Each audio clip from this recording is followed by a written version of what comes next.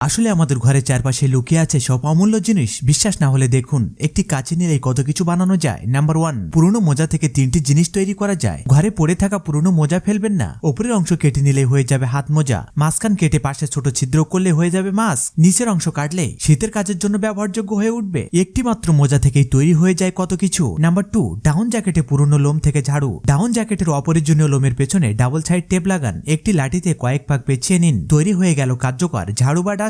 Number 3, পুরনো জামা থেকে ফ্রি মপ। ছোট হয়ে যাওয়া বা না পরা জামা দুই পাশের হাতা কেটে ফেলুন, জামাটা স্ট্রিপ আকারে কাটুন, হাতের অংশ একইভাবে কাটুন, সব একসাথে বিছিয়ে একটি লাঠিতে পেঁচান, পেরেকো তার দিয়ে শক্ত করে বেঁধে দিন, 1 টাকাও খরচ হবে না। নাম্বার 5, প্লাস্টিক ব্যাগ থেকে ঝাঁটা তৈরি করুন। অপরিজনীয় প্লাস্টিক ব্যাগ ভাঁজ করুন, মাঝখানে একটি লাঠি বা স্ট্যান্ড ঢুকিয়ে স্টাপল বা সেলাই করে দিন, দুই পাশ সেলাই করে নিচের দিকে কেটে দিন, তৈরি হয়ে গেল ফ্রি ও কার্যকর একটি ঝাড়ু। নাম্বার 5, পুরনো জামা থেকে কিউট কুমড়া বালিশ। একটি পুরনো জামায় হাড়ির ঢাকনা রেখে গোল করে আঁকুন, রেখা ধরে কেটে নিন, চারপাশে সেলাই করুন, মাঝখানে একটু ফাঁকা রাখবেন, উল্টো করে ভেতরে কাপড় ঢুকিয়ে সমান করুন, ফাঁকা অংশ সেলাই করে দিন, মাঝখানে বোতাম লাগিয়ে 6 ভাগে ভাগ করুন, সুন্দর একটি ডেকোরেটিভ পাম্পকিন কুশন তৈরি হয়ে গেল। নাম্বার 6, ছেঁড়া হাতা শার্ট থেকে ইউনিক অ্যাপ্রন। শার্টের 2 হাতা কেটে ফেলুন, দুই পাশ খুলে বাড়তি অংশ কেটে দিন, দুই পাশে পকেট সেলাই করুন, তৈরি হয়ে গেল একদম আলাদা ধরনের অ্যাপ্রন। সবশেষে অনুরোধ, আপনি কোথা থেকে দেখছেন সেটি কমেন্ট করে জানান এবং লাইক, সাবস্ক্রাইব ও ফলো করতে ভুলবেন না।